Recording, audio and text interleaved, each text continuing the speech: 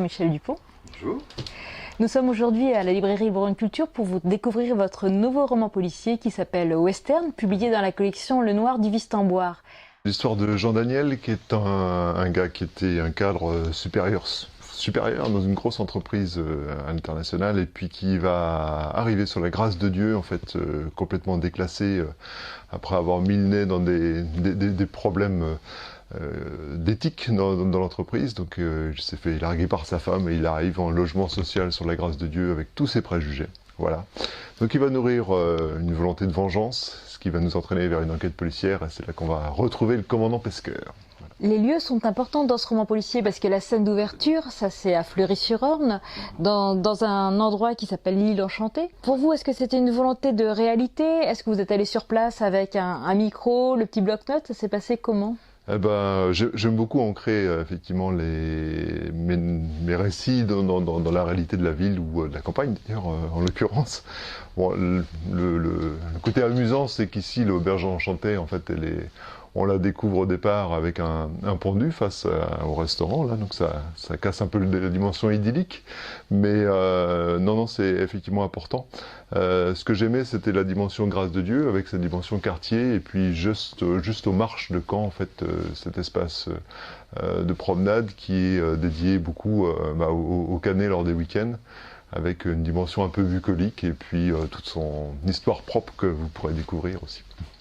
Donc c'est cette idée aussi de transition entre un lieu qui est vraiment bucolique, l'île Enchantée, et puis la grâce de Dieu, qui a un nom très joli, mais dans les yeux de Jean Daniel, on sent que c'est un quartier qu'il déteste pratiquement quand il va mettre les pieds là-bas. On sent presque le dégoût des habitants, des lieux. Mais en fait, il arrive et il est très rapidement complètement asphyxié par ses propres préjugés. Donc il fait une lecture du quartier, voilà, à la lecture de tous ses a priori, et donc il est incapable d'aborder les gens correctement, je dirais.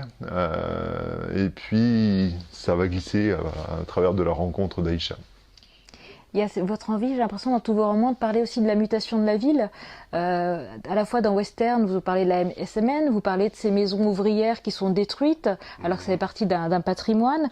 Il y avait aussi votre roman qui s'appelait Les Ombres du Quai, où là, avec la nouvelle bibliothèque, et puis derrière, il y a des bâtiments qui sont délabrés, où logent les migrants. Vous aviez envie vraiment de mettre un accent particulier sur la mutation de notre ville? Dans Les Ombres du Quai, ce qui m'intéressait, c'était le sort qui était réservé aux migrants, et puis à l'espace géographique, l'espace urbain avec l'aménagement de la presqu'île, la destruction du pavillon Savard. Ici, je reprends un petit peu l'idée parce que on va se promener du côté du boulevard de Rethel, où il y a des anciennes maisons SNCF, en fait, que je trouve très belles et que je trouve dommage de voir disparaître au bénéfice d'immeubles qui sont un peu tous les mêmes. Voilà. Et je trouve que ça détruit un petit peu l'identité propre de la ville et cette identité ouvrière à laquelle moi je suis attaché, par exemple. Et puis sur les lieux, il y a la dimension du pont qu'on retrouve sur la couverture de Western, qui est ici, qui est un espace de transition et qui est par essence l'espace de rencontre du Western également. Autre lieu, autre personnage de vos romans, ce sont le livre. Le livre est un personnage, les bibliothécaires, les librairies. Là, nous sommes en train de tourner dans le cœur d'une librairie, dans le tome 1, qui s'appelle Mémoire à bout portant. Dans celui-ci, on était à Mémoranda, quelqu'un qui était amoureux des livres qui sort, il y a une cabine téléphonique qui prend un livre et puis sera tué en pleine nuit par un livre. Donc je n'explique pas, il faut que les gens lisent pour comprendre comment un livre peut tuer, mais cette envie... Peut les rassurer sur le fait qu'il n'est pas piégé. Voilà, votre livre à vous n'est pas piégé. Pour vous, le livre, c'est quelque chose d'important. Et puis votre personnage d'Adèle, qui est la compagne de Pesqueur, et bibliothécaire, c'est des lieux fondamentaux? Je trouvais que c'était intéressant parce que, vous le disiez, ça commence dans une librairie, ça finit aussi un peu dans une librairie parce que, je le disais, Jean Daniel va rencontrer Aïcha, une jeune fille du quartier, et il va réussir à l'amener aussi sur le centre-ville. Ils vont se retrouver dans une librairie d'occasion qui n'est pas très très loin, chez Mémoranda. C'est là aussi que se déroulait le début du premier Mémoire à bout portant. Cette fois, ce qui m'intéressait, c'est que on est dans l'espace d'une trilogie également, et ça vient achever les choses, c'est-à-dire que le livre reprend sa fonction originelle, qui est celle de la transmission entre Jean Daniel et Aïcha. Vous parlez de transmission. La transmission, elle se fait aussi au cœur des festivals, même si dans la période actuelle, c'est beaucoup plus compliqué. Il y a notamment le festival du polar Bloody Fury. Vous parlez également des auteurs de romans policiers. Il y a des romans qui sont cités. C'est important pour vous d'évoquer des auteurs, de donner envie aux lecteurs de découvrir d'autres auteurs aussi? Alors oui, c'est vrai que le festival, vivement qu'on y retourne, c'est vraiment des espaces sympathiques avec des rencontres. Moi j'aime beaucoup la rencontre en fait. Ce que j'aime beaucoup dans le livre aussi, c'est que c'est une rencontre. Et dans les personnages... le personnage d'Adèle rend hommage au livre à travers le métier de bibliothécaire, mais il y a aussi effectivement cet héritage du polar avec des gens comme Iso, comme des lynx, et puis des gens croisés. Je passe un petit coucou à Benoît Sévrac par exemple, voilà, des gens que j'apprécie de retrouver à chaque salon, et puis avec des échanges qui sont toujours super riches, quoi. Votre héros de policier qui s'appelle Philippe Pesqueur, comment est-ce qu'il est né ce personnage? Je voulais... quelqu'un qui, comme moi, c'est un peu originaire du Cotentin et arrive sur Caen, parce que j'avais envie de travailler sur la ville de Caen. Ce qui m'intéressait également, c'est que malgré ses attaches, ils vivent sur un bateau dans le port de Caen. Et en fait, ce que je trouve intéressant, c'est que sur le bateau, on peut aller vers les autres, on peut lever l'ancre, et ce symbole me semblait intéressant. Alors j'aime beaucoup la mer, j'aime beaucoup l'environnement portuaire, mais au-delà de ça, effectivement, c'est l'idée qu'il peut se détacher de ses racines pour aller vers l'autre. Et c'est la dimension humaine et avec un flic de valeur, quoi, humaniste. Et il y a quelque part un personnage qui est une antithèse de Pesqueur dans ce roman, c'est le personnage de Jean Daniel, au début que on peut dire le lecteur a envie de détester, presque de claquer, hein, mais même sur, voilà, on ne doit pas taper. Mais on est sur un personnage en tout cas qui symbolise plus sérieusement une partie de la société qui regarde l'autre avec mépris ou même qui ne la regarde pas. C'était cette envie de dire...